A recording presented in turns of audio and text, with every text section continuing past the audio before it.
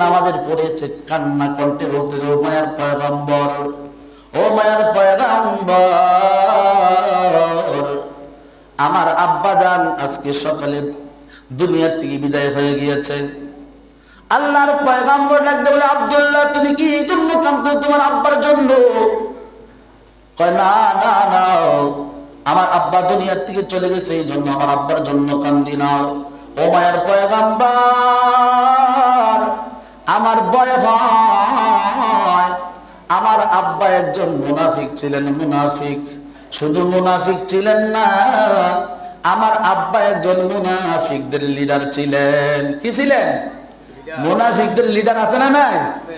হাজারো মুনাফিকের কি করে? লিডারই করে, ষড়যন্ত্র শিখাই দেয়, এইভাবে না এইভাবে, এইভাবে না সেইভাবে। আছে না নাই? কিয়ামত পর্যন্ত থাকবে। আল্লাহ নবীর যুগেও ছিল মুনাফিক, এখনো আছে মুনাফিক। একটা কাফের যদি এই সমাজের ভিতরে থাকে, কাফের মানে তিনি নামাজকে অস্বীকার করে, আল্লাহকে অস্বীকার করে, কোরআন মানে না, হাদিস মানে না, তাকে বলা হয় কাফের। এই কাফের থেকে সকল মানুষ অ্যাবাউট করবে, অ্যাবাউট। কিন্তু মুনাফিক বলবে না আমি আল্লাহ মানি না, তিনি বলবে আল্লাহ মানি। মুনাফিক বলবে আমি কোরআন মানি, মুনাফিক বলবে আমি হাদিস মানি, মুনাফিক বলবে আমি 5 ওয়াক্ত নামাজ পড়ি, ইমামের পিছনে পড়ি একবারে ফাঁকি মাথা দিয়ে, মনে করেন। হ্যাঁ, মুনাফিক মুনাফিক। মুনাফিককে ধরা যাবে না। কাফের একজন থাকলে তাকে ছাড়াই করে সমাজের ভিতর চলা যাবে, কিন্তু মুনাফিক আপনার সাথে থাকবে, আপনার সাথেই খাবে, আপনার বিরুদ্ধে ষড়যন্ত্র করবে। আছে না নাই? দুষ্ট লোকের মিষ্টি কথা গনিয়ে বসে কাছে, কথা দিয়ে কথা নেয়, প্রাণে মারে শেষে। আছে না নাই? আব্দুল্লাহ কান্দে নবীজি বলে, ও পয়গম্বর, আমার বাবা দুনিয়ার থেকে বিদায় হয়ে গেছে, এই জন্য আমি কাঁদি না, আমি কান্দি না। আমার বাবা একজন মুনাফিকদের লিডার ছিলেন, মুনাফিকদের লিডার আব্দুল্লাহ উবাই ইবনে সুলুল। তার বাবার নাম হচ্ছে উবাই ইবনে সুলুল, সন্তানের নাম হচ্ছে আব্দুল্লাহ। সাহাবী আব্দুল্লাহ নবীজির দরবারে কান্দে, ও মায়ার পয়গম্বর, আমার বাবা দুনিয়ার থেকে বিদায় হয়ে গেছে। আমার বাবা একজন মুনাফিকদের সর্দার ছিলেন, সর্দার। পয়গম্বর ডাকতে বলে, তোমার বাবার জন্য আমার কি করতে হবে? সাহাবী ডাকতে বলেন, ও মায়ার পয়গম্বর,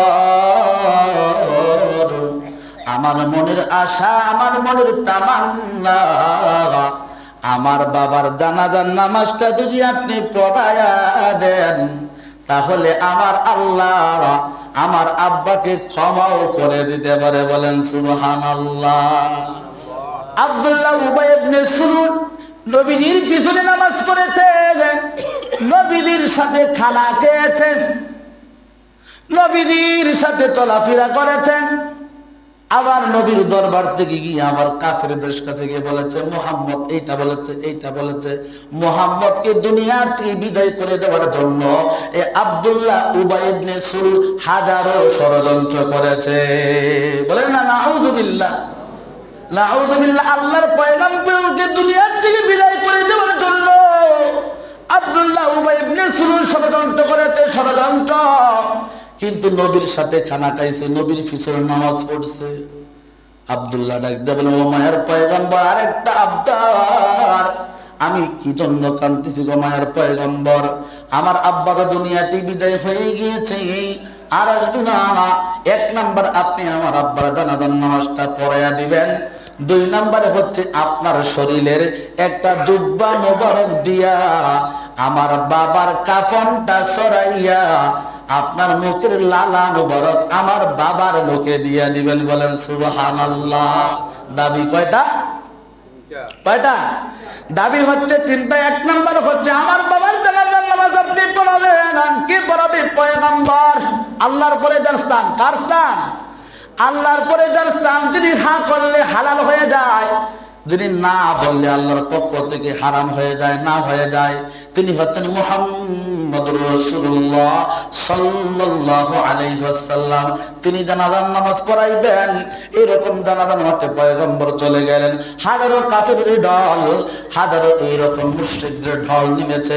আরে জীবন বড় আব্দুল্লাহ উবাই ইবনে সুলুল আমাদের পক্ষে কাজ করেছে, মুহাম্মদ এতটা জানে না। আজকে ওই আব্দুল্লাহ উবাই ইবনে সুলুলকে মুহাম্মদ নিজে জানাজার নামাজ পড়াইয়া কবরে রাখবে। আশ্চর্য ব্যাপার। আসো আমাদের ভাই কাফেরের দলটা আসো, দেখি মুহাম্মদ কেমনে আব্দুল্লাহ উবাই ইবনে সুলুলের জানাজার নামাজ পড়ায়। কৌতূহল দেখছে একটা দেখার জন্য। জীবনের আমাদের পক্ষে কাজ করছে আব্দুল্লাহ উবাই ইবনে সুলুল। আজকে মুহাম্মদ নিজে জানাজার নামাজ পড়াইয়া তার শরীরের জুব্বা মুবারক দিয়ে কবরে রাখবে। আর এটা কেমন আশ্চর্য! এটা আমাদের দলের লোক আছে না নাই? এরকম আছে না নাই? আমাদের দলের লোক ওখানে গেল কিভাবে? ও দুনিয়ার ইমানদার, ও দুনিয়া আমার আল্লাহর নবীর আশিকের দামাল, আল্লাহর পয়গম্বর কি করলেন? আব্দুল্লাহ উবাই ইবনে সুলুলের জানাজার নামাজটা নিজে পড়াইলেন। নিজের শরীরের জুব্বা মুবারক দিয়ে কি করলেন? কাফন দাফন করলেন। আল্লাহর পয়গম্বর জানাজার নামাজে যখন যাওয়া শুরু করলেন, খলিফাতুল মুসলিমিন ওমর রাদিয়াল্লাহু তাআলা আনহু, আল্লাহর নবীর একজন গরম সাহাবী না নরম সাহাবী, তিনি হচ্ছেন গরম। তিনি পিছন দিয়ে আল্লাহর নবীর জামা মুবারক টান দিয়ে ধরছেন। ও পয়গম্বর যাবেন না, এটা হচ্ছে মুনাফিক আব্দুল্লাহ উবাই ইবনে সুলুল। তিনি শুধু মুনাফিক নয়, তিনি হচ্ছে মুনাফিকদের সরদার। আল্লাহর পয়গম্বর লাগতে বলে, ও উমর তুমি আমাকে বাধা দিও না, আমাকে তুমি বাধা দিও না। আমি নবীর জুব্বা মুবারক দিয়ে যদি তার দাফন কাপড়ের ব্যবস্থা করার পর, আমি নবী যদি তার জানাজার নামাজ পড়ানোর পর আমার মুখের লালা তার মুখে দেওয়ার পর আল্লাহ যদি উবাই ইবনে সুলুলকে ক্ষমা করে দেয়, আমি হচ্ছি রহমতের নবী। আমি এটাই আল্লাহর কাছে আশা করি। বলেন সুবহানাল্লাহ। কেমন মায়ার নবী, কেমন দয়ার নবী, রহমাতুল লিল আলামিন।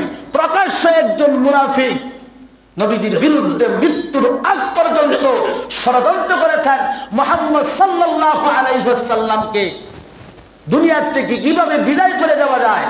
এরপরেও মরণকালে নবী আশা করছেন আল্লাহর কাছে যে আমার জানাজার নামাজ পড়ানোর কারণে, আমার জুব্বা মুবারক তার শরীরে দেওয়ার কারণে আল্লাহ যদি তাকে ক্ষমা করে দেন, আমি আল্লাহর কাছে এটাই আশা রাখি। বলেন না সুবহানাল্লাহ। দুনিয়ার ইমানদার আল্লাহর গোলাম, আল্লাহর পয়গম্বর মুহাম্মদুর রাসূলুল্লাহ সাল্লাল্লাহু আলাইহি ওয়াসাল্লাম জানাজার নামাজ পড়ানোর পর কি করলেন? নিজের জুব্বা মুবারক তো কাফন দাফন করলেনই এবং কি জানাজার নামাজ পড়াইলেন। এখন আব্দুল্লাহ উবাই ইবনে সুলুলের মুখের ভিতরে নবীজির মুখের বরকতি লালাটা ভরায় দিয়েছে। বলেন সুবহানাল্লাহ। এখন আল্লাহর পক্ষ থেকে আয়াত নাযিল হয় নাই। উমর রাদিয়াল্লাহু তাআলা আনহুর চেহারাটা জ্বলে যাচ্ছে আগুনের মতো। পয়গম্বর মুহাম্মদুর রাসূলুল্লাহ করলোটা কি? এমন একজন নবী, তাকে হাতের মধ্যে ধরে বাধা দেওয়া যাবে না। আরে বাধা দেওয়া যাবে না, কিন্তু নবীজি করলোটাকে মুনাফিকের জানাজার নামাজ পড়াইলেন। উমরের ভিতরে রাগ। আল্লাহর পক্ষে বলতে, আল্লাহ তুমি তো তাকায় দেখতেছো মুহাম্মদ সাল্লাল্লাহু আলাইহি ওয়াসাল্লাম, তোমার বন্ধু মুহাম্মদ কি করলো? তুমি তো দেখতেছো মুনাফিকের জানাজার নামাজ পড়াইলো। আল্লাহর পয়গম্বর মুহাম্মদুর রাসূলুল্লাহ সাল্লাল্লাহু আলাইহি ওয়াসাল্লাম এখন জানাজার নামাজ পড়াইয়া টানে নাই। উবাই ইবনে সুলুলকে কবরে রাখলেন, নিজের হাতে দাফন করলেন, কাফন করলেন এবং কবর পারে দাঁড়াইয়া আকাশের দিকে দুইটা হাত উঠাইয়া দিলেন। বলেন সুবহানাল্লাহ। আর বললেন, ও দয়ার মালিক,